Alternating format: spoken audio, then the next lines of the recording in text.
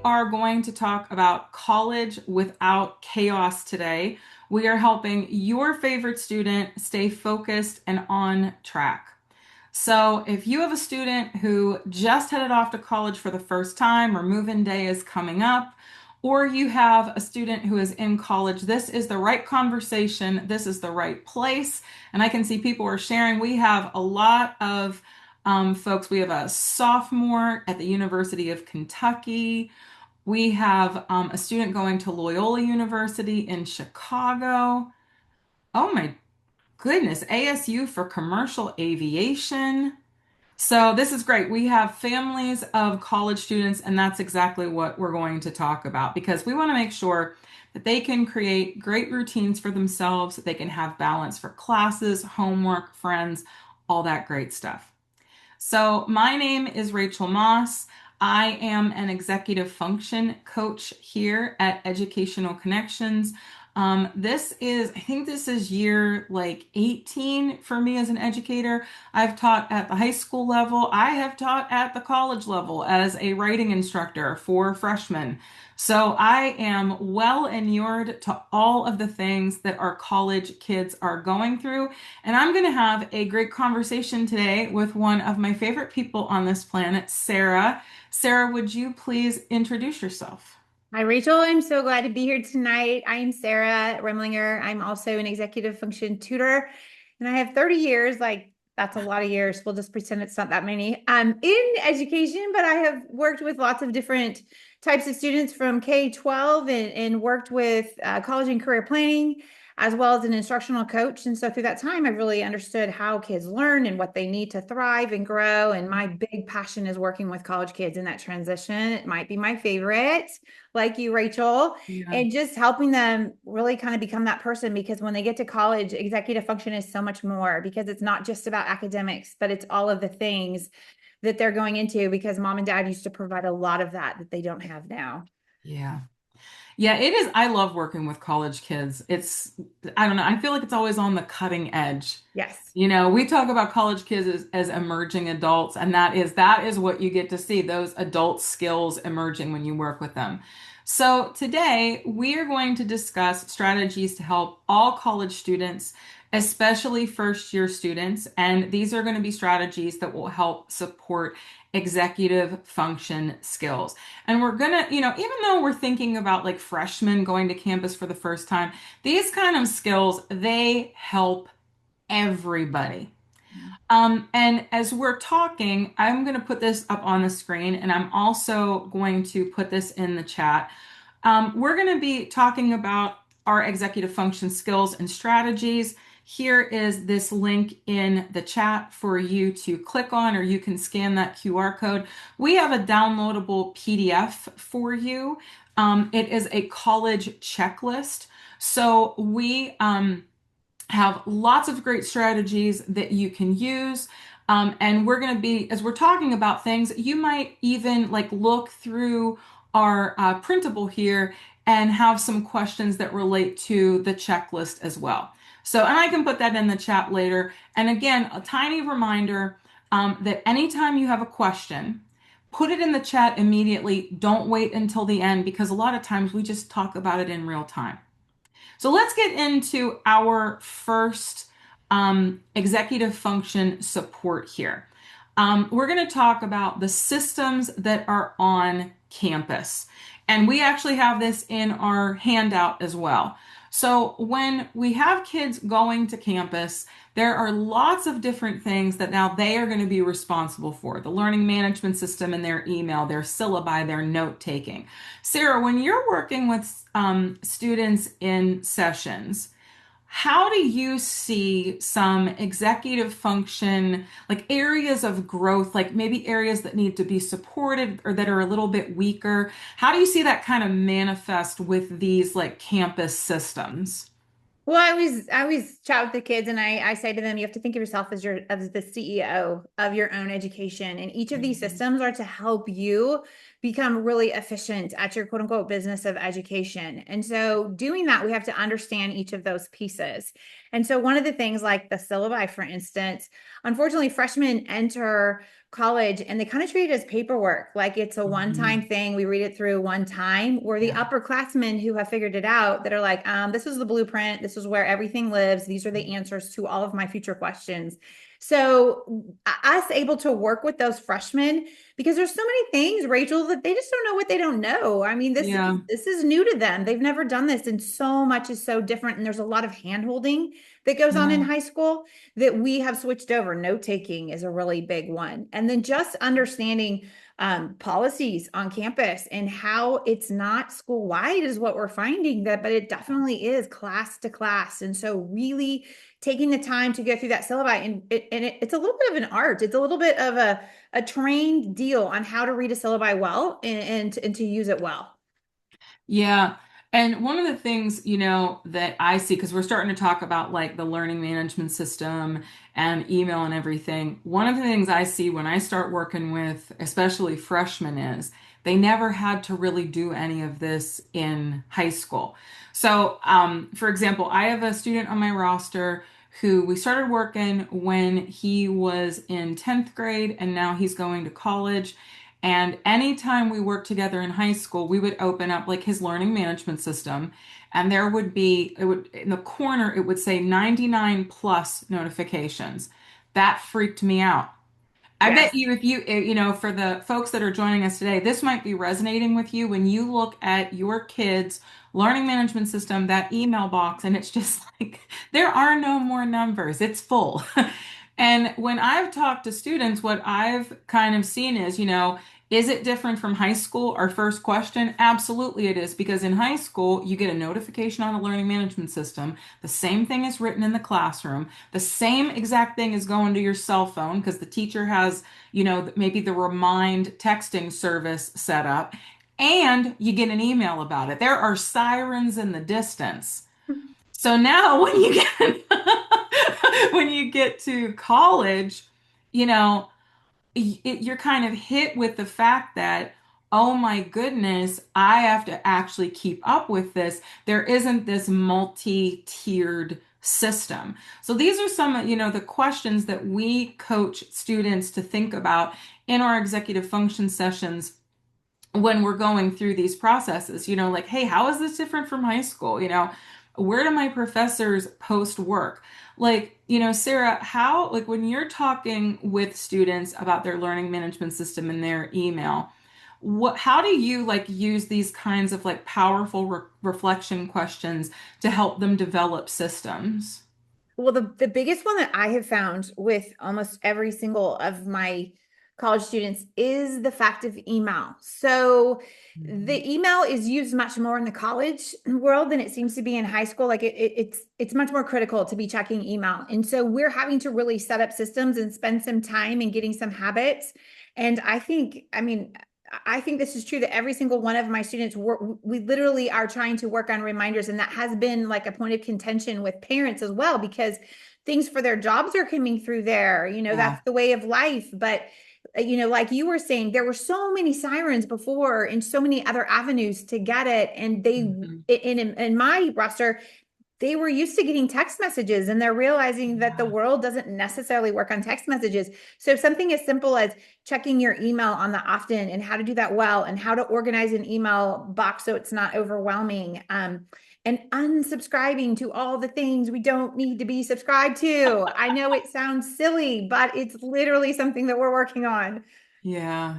That's so true. I mean, like one of the big ones that I always talk with my students about is kind of this last reflection question too. Does my university use apps for different things? So sometimes it's for like on-campus services, like for laundry. I was actually just working with a student, and he's going to be a freshman this year, and he has been so nervous about things like email, making sure that he's on top of things. And so we've been doing like practice things. Like he was actually able to go early, get his ID.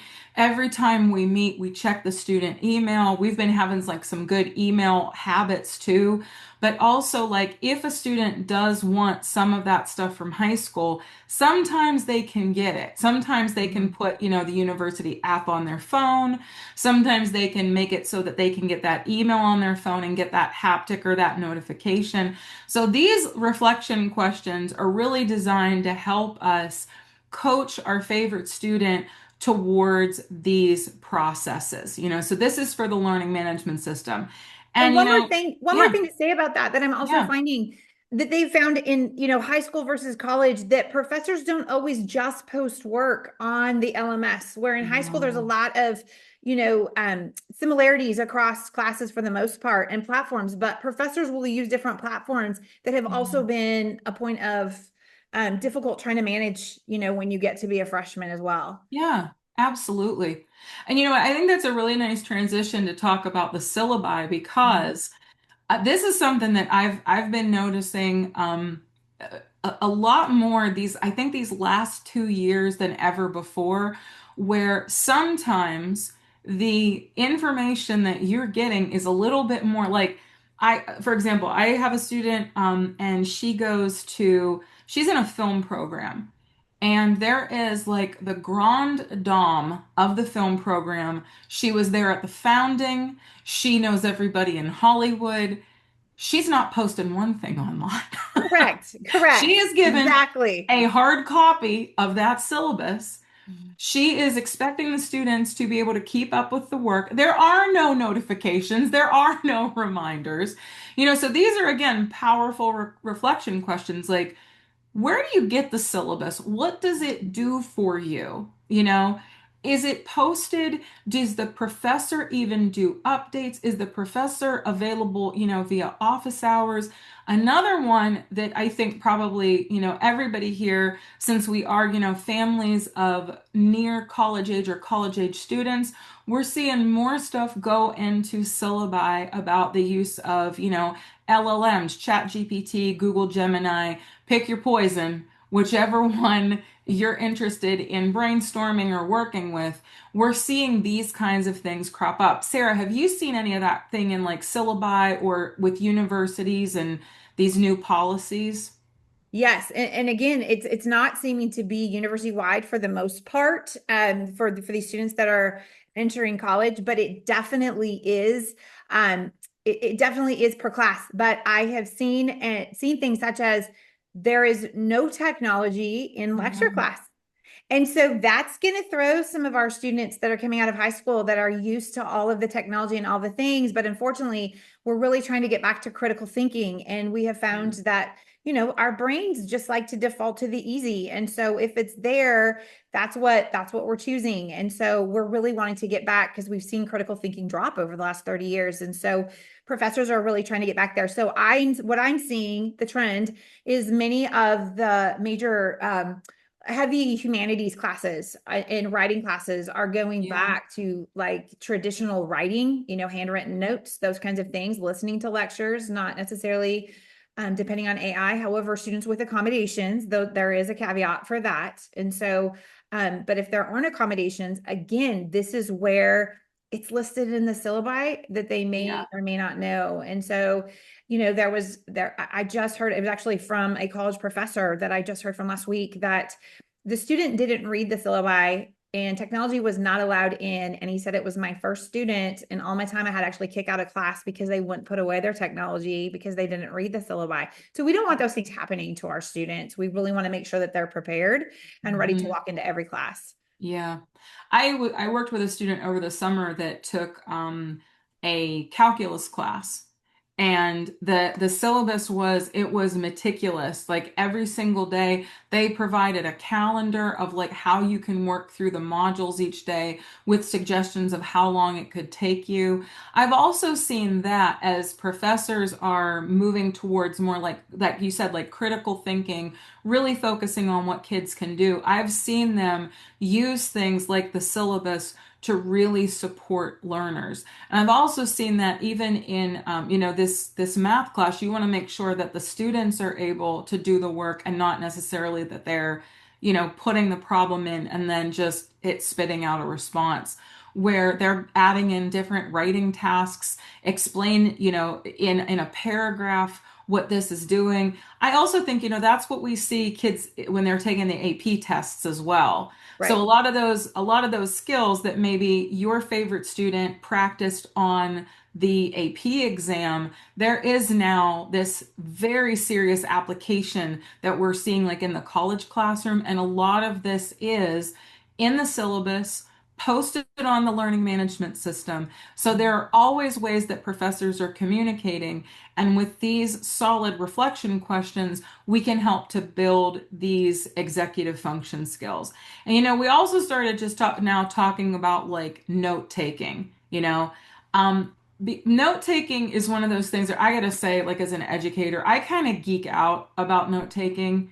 Right. It's so powerful. Yeah. There is such important research on it going like all the way back, like before like the 1920s, that it really helps to focus us. One of the things I often say to kids is if we get good note-taking habits, when you're writing with your wrist on the paper, you are writing it into your brain. There Mhm. is something very powerful in human beings about that brain fine motor skill connection.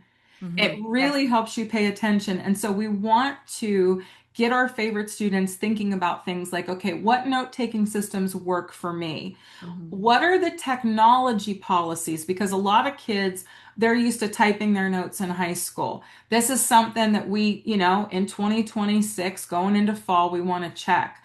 Do any of my professors post notes on the learning management system after lectures? This is something I work with every single time in my sessions. Let's look on the learning management system. Did your professor post the PowerPoint?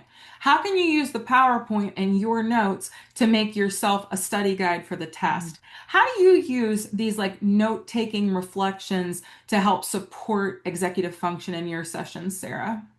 Well, the one thing I want to make note of is there is no perfect note-taking system. Like No. we're all different, and that's what's so great when we work with students because the strategies and techniques that my students use, there isn't a common one, to be honest. There's pieces of them. Some of them use like a straight Cornell or whatever, but most of the time it's something that's kind of a combination or something that they've developed that works for them. So first off, I always tell students the best notes are ones you're actually going to revisit.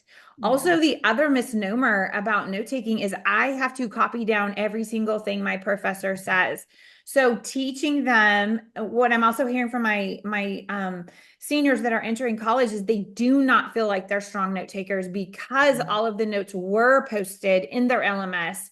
And while yes, a lot of times they are posted or parts of the PowerPoints are posted, there's still this room in college to be able to use it. So I do the exact same thing. We go through and see what do they have and how do your notes match. And then I also really encourage them to go to those sessions with their professors and ask great questions.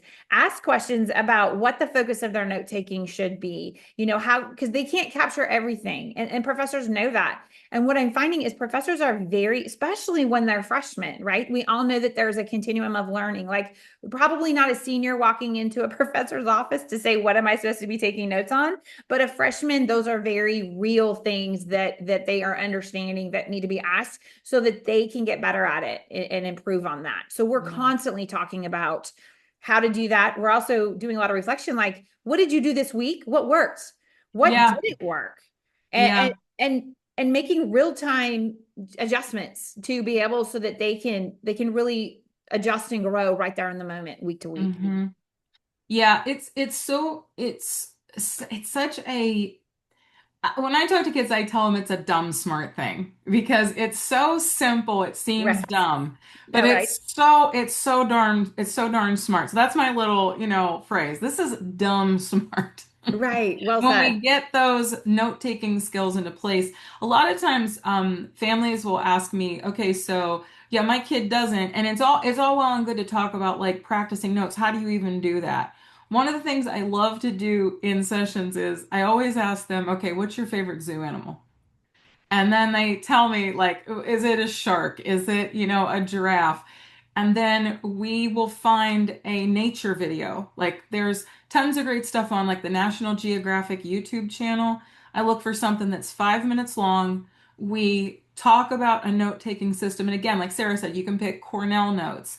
You can, have it where you watch it, you pause it, you write down what you remember, or, you summarize things. You watch 2 minutes, you write for 2 minutes. There's lots of different methods out there.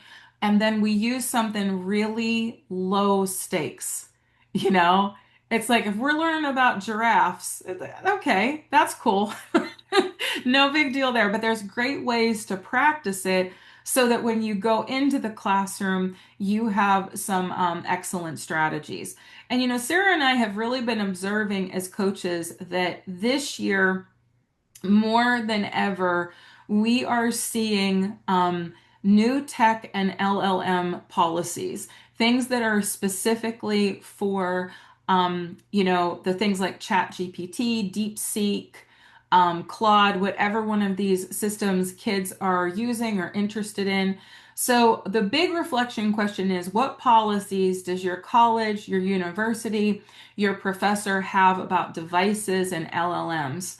And what really helps is if we engage kids with the discussion of Mhm. what they are writing and they're reading. Like if you're worried, this is something I was just emailing a parent about, a parent who was worried, how am I going to know if my kid did write the paper or didn't? And the number one thing you can do is ask them to tell you about it. Correct. In fact, Yeah. Rachel, did you know that I just was reading about this. There's college turning to oral exam to combat this. So Mm-hmm. they're actually having to orally defend whatever it is that they're writing on. So to Yeah. your point, if we're just if parents are just asking their students and then asking like the key things. So I had a college student who wrote an entire sociology paper with AI and didn't understand the big people that were involved in sociology. So Mm-hmm. that's a problem. Like ask the questions. Like what are the who are the big people that are involved with Yeah. whatever study that you're in? What are the big frameworks involved with sociology that a sociology major would and should understand? Those are very clear things. And again, the fact that colleges are really trying to get back to that critical thinking piece, the more discourse that even, I know I have a lot of discourse with my students. I'm sure Rachel, you as well. Yeah. And that can get them ready for these kinds of things versus somebody, that's also a benefit of working with a coach, is to do that. But Mm-hmm. again, I can't stress enough that every class is different. And just because you might be able to use an AI or tech in this manner doesn't mean you can in the next class. And so Yeah. we spend a lot of time talking about how to use AI well and how to use it ethically because AI isn't going away. In fact, in the business world, you do have to graduate with some, AI knowledge and how to work that for the next jobs that are coming up. Mm-hmm. So they are very important conversations to be having. Yeah. Yeah, one of the things that I do in my sessions with students, especially when I want to talk with them about, like, if I would suspect that they maybe this wasn't a paper that they wrote, I will ask them, okay, tell me about your thesis. Like, how did you come up with your point of view on this? And Mhm. that's a great way that I can see, okay, can they discuss this? Can they not? And just like Sarah said, this is in so many different industries. I was just reading a really interesting article from someone who works in like fiction publishing. And the fiction world is now flooded with novels, flooded with manuscripts. And they have called people, like, it's a cool story, they want them to work with an editor, and they know that the person didn't write it because they'll ask them, like, what motivated you to make, Sally your main character, this kind of person, or do this, and they can't talk about their characters. Yikes. So it's something that, we have to be aware of. And I also want to mention too, if you go into the chat, I didn't realize it, but when I first said I was going to share the link, I just shared it with Sarah and I didn't have it set to everyone. So there's that link in the chat and it is our handout that goes along with everything we're talking about. And if any of this stuff that's resonating, with Sarah and I, if you have any questions as you're thinking of things, throw them in the chat. Don't wait till the end, even though we're going to do Q&A in just a minute. Oh, and thank you, Alfred, for letting us know that you can click the link too. That was really swell of you to post that right now in the chat. So let's talk some great, other thing, like other strategies that we can work on for our favorite college students. So we've got them now where they're reflecting on how to use that learning management system, how to get information from the professors. But now class is over. It's time to buckle down and study.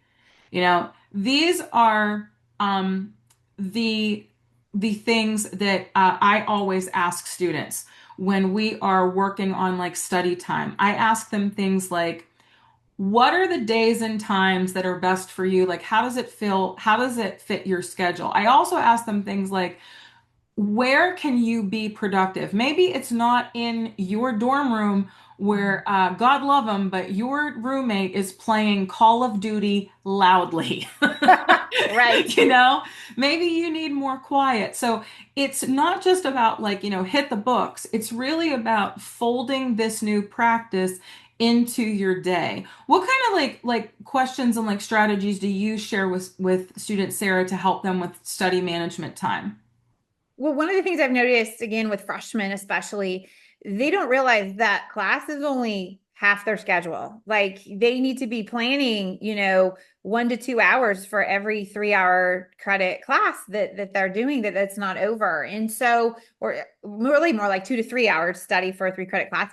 But the other thing I tell them to do, or we walk through, is I encourage them to be a detective. So I want them to match the space to the task that they are doing. And so to do that, I encourage them to try and go study in different places around campus to see, and at different times, where is your brain working the best? Where is the best to do, a deep focus task? Where is it best to do something that is just a lighter task? Like, where do Hmm. you need that? Where's a collaborative? Like if you're going to work with people, is it Yeah. is it a collab room? Is it a lounge?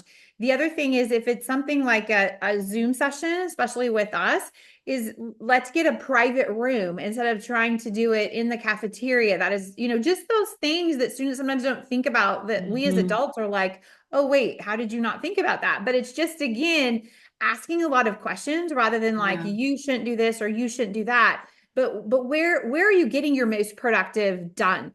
A Hmm. lot of my students on my roster struggle with ADHD. And so one of the most powerful things that we have found is body doubling. In fact, Google and other companies are actually Wow. designing their work environment to work off body doubling. And that literally means doing work where someone else is also doing work, not together, but just in the same space. Yeah. And so finding those things and what will help you through that's huge. And then we come Hmm. back after the first, 2 weeks, we're going to talk about that. And of course, we'll meet more than that, but just constantly checking in. Okay, what are you finding out? You're the research person now. Well, how are you doing? And how those things fit together. And then they start to discover things about themselves. And there is nothing more powerful than a college student discovering what their strengths are and really feeling those dopamine hits of like, hey, I didn't realize that maybe Call of Duty dorm room is not the best place, but this place is, because I was able to get so much more done. So those are all really great things. That's kind of how I work, especially in the beginning of the year,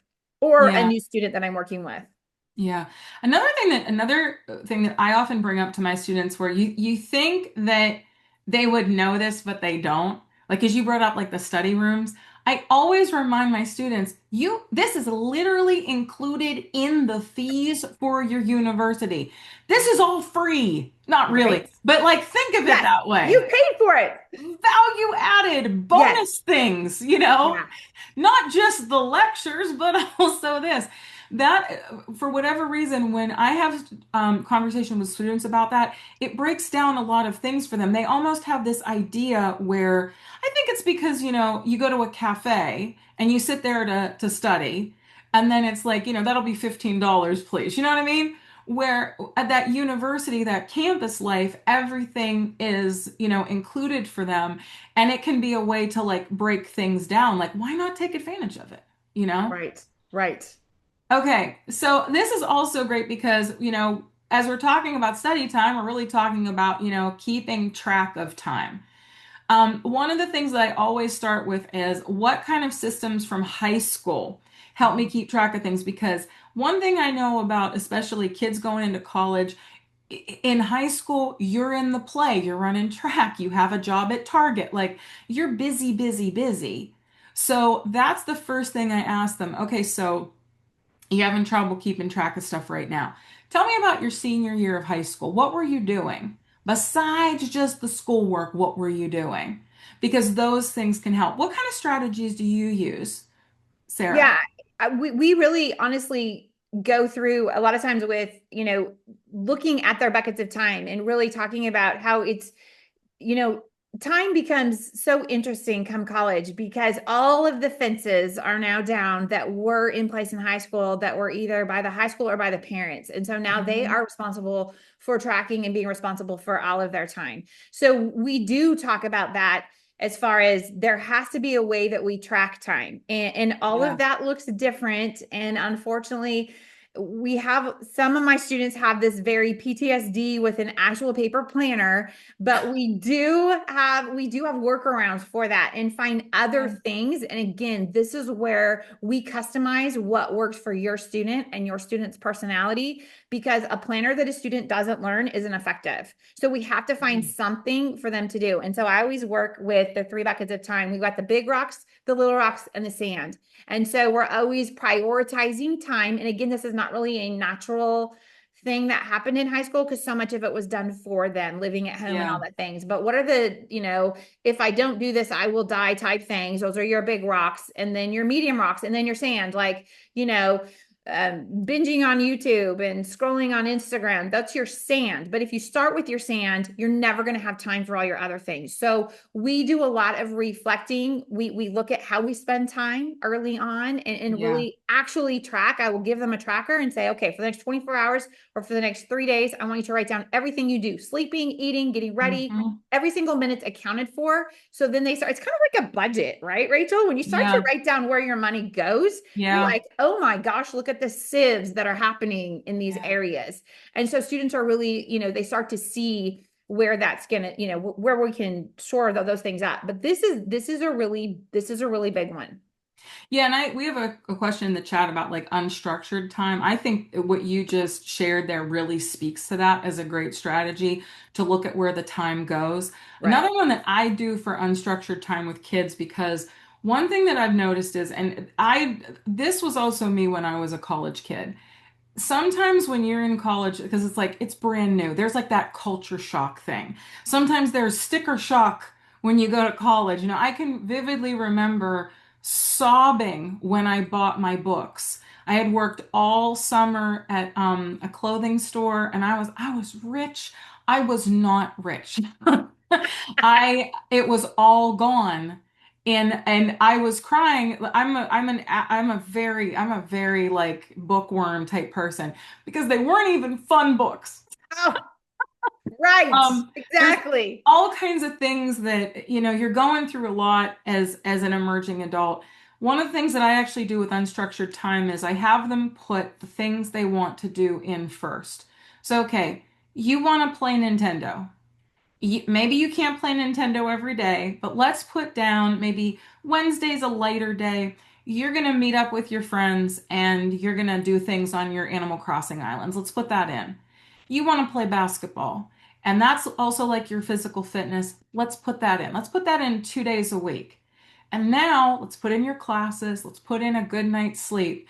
And what I've found with students is the number one thing that goes out of that unstructured time is all of the nonsense. Right. Scrolling on YouTube. Yep. I don't want to do that. I want to spend time with my friends. I want to play a game I'm really interested in, or I want to work on, my art. I always like to sketch and draw. Well, if it's between like YouTube and that fun activity for my unstructured time. I'm going to go for the thing that gives me like more of that joy, more of that sense of accomplishment. I like to do that because sometimes it can feel so oppressive, all of the new things you have to do. Lead with some of those fun things to help them schedule. They can put everything else in. And it's also not restricting them because they might feel like all I do is work. Right. You That, know, and that's even if important. that's, You have to yeah, be intentional. Like that's what you're saying is let's be intentional with all of our time. And yeah, so I always have them do like 3 goals a week, academic hmm, goal, a personal goal, which usually is around health or sleep or yeah, something like that. And then a fun goal. Like absolutely. schedule those things in 100%. Absolutely. We touched on this a little bit earlier, but this always bears repeating. On campus, I do this every single session with my college kids because I'm an executive function coach. My area of expertise as a teacher is literature. If you need a girl who knows about some Anna Karenina, come find me. You know what I mean? But like I have a student who is in a literal space program. Wow. I can provide him academic support with his his humanities classes when he has a class about factoring like wizard math because that's how I see it and in my head I just hear the adult voice from the Snoopy cartoons, you Oh, know? right. Yeah. Yep. I'm like, okay, that's a thing. I'm always coaching my students, get thee to the help center. Go Yes. to yeah, take that technical paper that you have written about space somehow. Go to the writing center and work with the technical writing tutor. You Correct. know, this also helps students build great self-regulation. It helps them build self-advocacy, some of our, most important executive function skills. Do you also coach kids to, meet with the professor, go to the help room, all that stuff, Sarah? 100% because I tell them it's not, there's this misnomer that it's, oh, the dumb kids that need extra help. It's actually the brightest and the smartest that take Yeah. advantage of these, for one. Second, to your point, you pay for these services as part of your tuition. Let's Hmm. use them. This also, like, what you were saying, even though we may not be able to help with the actual content of that, what we Yeah. can get the student to the finish line is the planning ahead part so they do Yes. have time to get to the writing center, to get that thing checked, come back with us and be able to organize all of that system to be able to do really, really well. Hmm. So if we started as freshmen, taking away these weird, things away that we've decided are for not for us, and get them to these places, they do so much Yeah. better. And then we also help them, and I know you do this. I'm speaking for you, Rachael, because I've worked with you enough and we do these so much. But we We've met. encourage, we share a brain cell. So we get it. But we encourage kids, we help them come up with the questions that to Yeah. ask when they get there. Like, Yeah. again, it's that critical thinking that we work through that process. So, when I start working with kids, they're like, well, I don't know what to ask when I go to the peer tutoring. And that's what all that they want to know is they want to know what my questions are. You're Right. exactly right. So we're going Yeah. to come up with them for you. And then again, it's just teaching all that discourse that's so excellent. And the other thing that I want to add here, and I think you have it in here, is get thee to the career center. Oh my God, yes. It is like a wealth of stuff Yeah. that's there. And my students, like when I go and have them actually share their screen and we pull up their career center and I show them all the things that are available, they are floored. And Yeah. so this is going to help them. And if we could start getting them in the freshman, not like, wait, well, I'm not ready for a career, quote unquote. I'm still in my degree. No, no, no, no. There's stuff you can start your freshman year, Yeah. get in front of these people, be the Hmm. squeaky wheel so that they have to find you an internship to make you go away. I mean, that Oh, is squeaky wheel. I just a couple weeks ago, one of my students had a goal that they wanted to get an internship in the fall. Yes. And I did the same thing. I was like, okay, let's look at this together. This is on your campus. It is free. They even have Zoom sessions. You do not have to leave. Right. And this was a process that the kid was floored that you could get an internship just by being like by doing a Zoom on campus. And then they the next session, because like they actually had the meeting between our sessions, obviously. The one was us planning. And then I get into the next session and the kid goes, "Did you know I could get college credit for an internship?" And I was just, it was darling. That is I was, because I was beautiful. like, what a surprise. That is How shocking. I had wonderful. no idea. Yeah. So I mean it was just wonderful because this was a moment of discovery for this kid, took a chance, engaged in self-advocacy, goes there and now is finding something motivating to keep them going with this goal. That's So beautiful. all of this stuff, I mean, Sarah and I have shared probably like a little bucket of stories here with everybody. It may be that, you've heard about us as executive function coaches. You want to learn more about our executive function coaching, helping college students build executive function skills. We have a QR code on the screen. You can also go to our website and you can learn more about executive function coaching. Every one of our sessions has 4 steps. We meet online. We use a software called Lesson Space that is web based. That's how we can share screens, look at everything together, collaborate, plan. We engage in reflection and self monitoring for the week. We plan and prioritize together. We break down and chunk out our assignments, making sure we have projects, study goals, all of that stuff aligned with the planning phase. And then we are constantly reflecting, thinking ahead, setting goals, also talking about like the stressors and how to reduce them. Right. If this is resonating with you and you want to learn more, talking to any one of these 3 amazing professionals, our program managers, is going to get you jump started in that process. And, I'm going to leave this up on the screen for a minute in case anybody's scanning that QR code. But if we have any questions, put them in the chat. We would love to talk with you. It's about 7:40 right now. I don't know about you, Sarah. I'd be willing to hang out a bit and answer questions. Absolutely. Yeah. And I think the last kind of final point, just to kind of, bring home that executive function isn't about just getting through college. It's really Mm-mm. about setting them up for life because regardless of how technology changes, how jobs change, there are still all of those skills and all of those things of planning, prioritizing, Yeah. making it all happen and setting up systems so that our brain can really kind of do less and have systems that work for us. Yeah. Yeah. And if anybody has any questions, we would love to, help you out, address anything. And I think too, our little webinar, I think we were until like 7:45. Maybe everybody's really content, you know, kind of just gonna chill here for like maybe 2 or 3 minutes, see if we get any questions. Because I gotta be real, this is always like one of my favorite parts is like getting to talk to people, you Yes, know. absolutely. Maybe this stuff resonated with you, or maybe you're just like, wow, this was solid information. I got some good stuff today. And I think maybe one of the things, though, to add too, is I know that a lot of parents, not only the academic piece, but as those of us that work with college kids, we understand it so much more than academics. Yeah, And we're really helping them with those EF skills and just their personal life, like getting their laundry done. I know it yeah. seems very basic, but we do address those things, not just how to get through my English class or my space wizard math class. Yeah. Oh, I do that too with my college students that the planning will be okay.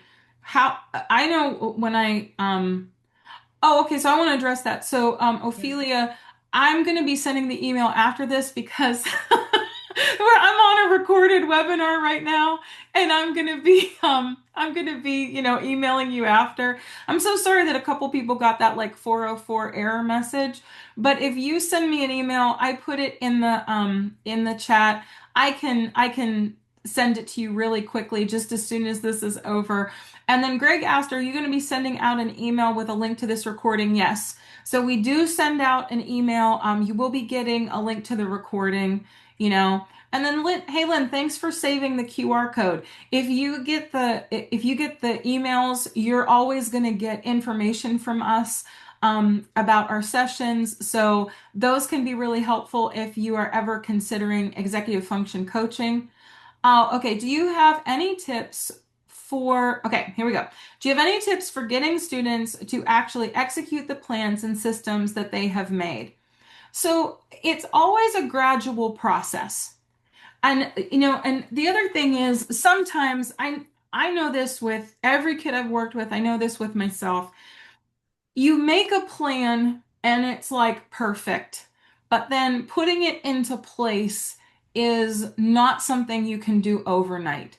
So if you write out like a huge plan, like I once had a student that came to a session and had a plan written down in 15-minute blocks, and then was like, and by next time we meet, I'm going to have this all done. And I said to my student, I said, you know what? Let's see how it goes. Came back the next week, was so disappointed in herself. And I'm lazy and I didn't do this and I didn't, follow through. And it isn't about being lazy or not following through. It's just like you have to do things gradually. I often use like metaphors with like exercise. Everybody wants to put in an exercise routine. I'm somebody who has lost over 150 pounds in my life. I didn't do it by starting like hardcore Pilates day one. I started by doing 15 minutes of walking a couple times a week and then increasing it. So I think a gradual approach is best. Maybe you look at the system and say, okay, this is going to be our final form. But the first thing we want to do is let's make sure we're doing, 30 minutes of homework every school night, and maybe, on Sundays, 30 minutes in the morning to make sure that you have everything done for the weekend. And then after a couple weeks, you add in the next thing. You know what I mean? So I And think to that, go to ahead, Sarah. piggyback on that, accountability is a big thing. It's like, again, using that whole gym kind of analogy is having that gym buddy and being accountable to somebody for your schedule. And then Yeah, also really recognizing it's progress over perfection. So it's not about doing it perfectly, it's about progressing better than where we were at. yeah. So there was a question. Did you see the one about the systems for homework and Oh, tracking? yeah. I, I am. Okay, I'm gonna make a confession here to everybody in this webinar. This is some secret sauce right now. I personally have three planners. That's how much of a planner nerd I am. Okay. Like I have to update all of them. And that doesn't even count like my online one, because I don't think of that one as like the real planners. So here's my answer to that though, as a major planner lady. My favorite systems for planning and time management are the ones that a kid will use. Yep. And what really helps is if they don't have a system, number one, we want to identify, okay, what they don't want to do. And I have been on Amazon because, again, I'm a planner lady. And you can put in Amazon like, ADHD planner or executive function planner. And the only thing buying that planner is that you have spent $29.99. You don't know if it'll work. You don't know that it'll connect with the kid. A lot of times I start out with printables. So like I will have like I one time found weekly calendars on NintendoUSA.com, like weekly like you print it out of the printer and it's like Mario and you can write down your assignments for every day. It's very kind of like I mention this because it's kind of silly, but also because if you have a one piece of paper, a printable for a week, and you're learning planning, so what if you lose it? So what if you don't do it perfect? Let's try something new and then reflect on the process. What did you like about writing things down? What did you gain from that?